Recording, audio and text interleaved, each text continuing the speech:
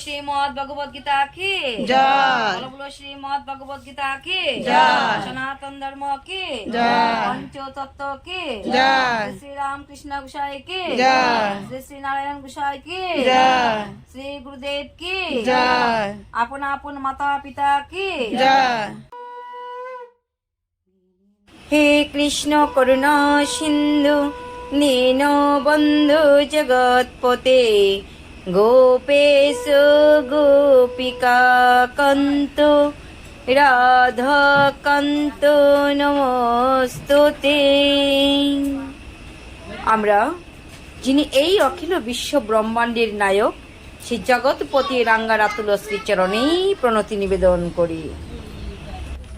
মঙ্গলাচরণম ওম পার্থায় প্রতিবোদিতং ভগবতে নারায়ণেন সেয়ং ব্যাসেন গ্রথিতং পুরাণে মুনিনা মধ্যে মহাভারতম অদ্বৈতম ঋতবর্ষিণীম ভগবতীমষ্টাদশাধ্যায়িনীম अम्ब तामन संदधामि भगवद्गीते भवेदेशिनीं नमस्तोते व्यास विशाल बुद्धे पुल्लारविन्दायत पात्रो नेत्रो येन तया भारतो तैलपुरेण प्रज्वलितो ज्ञानमय प्रदीपो।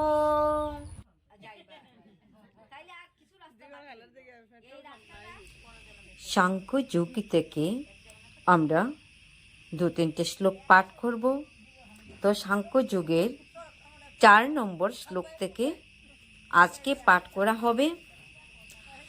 अर्जेन वाचं कतमे बेस्महमे संके दृणामे च मधुसूदनम् एष भे प्रत्यजुष्यामि পূজাহরিষদন।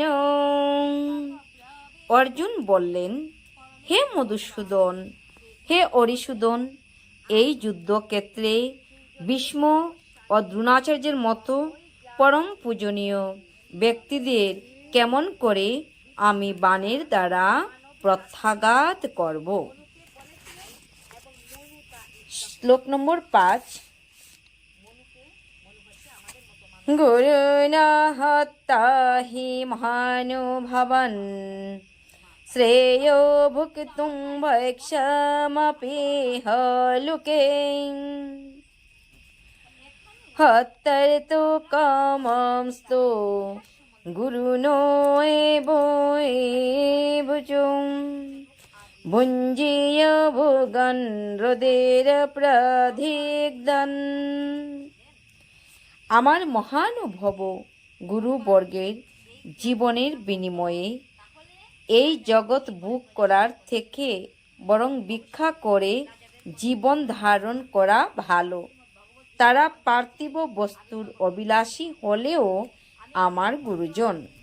তাদের হত্যা করা হলে যুদ্ধলব্ধ সমস্ত ভোগ্য বস্তু তাদের রক্তে সিক্ত হবে।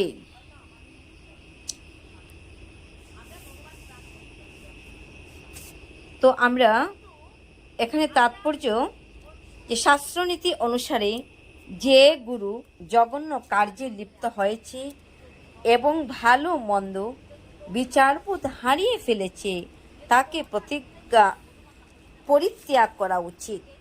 দুর্যোধনের কাছ থেকে আর্থিক সাহায্য পেতেন বলে ভীষ্ম ও দ্রোণ তার পক্ষ অবলম্বন করতে বাধ্য হয়েছিলেন। যদিও কেবলমাত্র আর্থিক সাহায্যের বিবেচনা করে দুর্যোধনের পক্ষে ঝুঁকি দেওয়া তাদের উচিত হয়নি। এই পরিস্থিতির পরিপ্রেক্ষিতে তারা আরাধ্য গুরুর পদমর্যাদা থেকে বিচ্যুত হয়েছিলেন।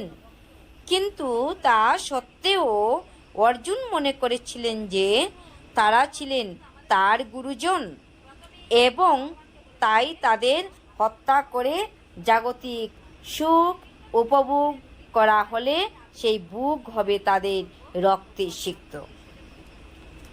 তো ভক্তগণ, আজকে আমরা এই স্থানেই বিশ্রাম নেব। আপনাদের যদি ভালো লাগে আমাদের এই শ্রীমদ্ ভগবদ গীতা অধ্যয়ন, তাহলে অবশ্যই একটি লাইক করবেন আর শেয়ার করবেন।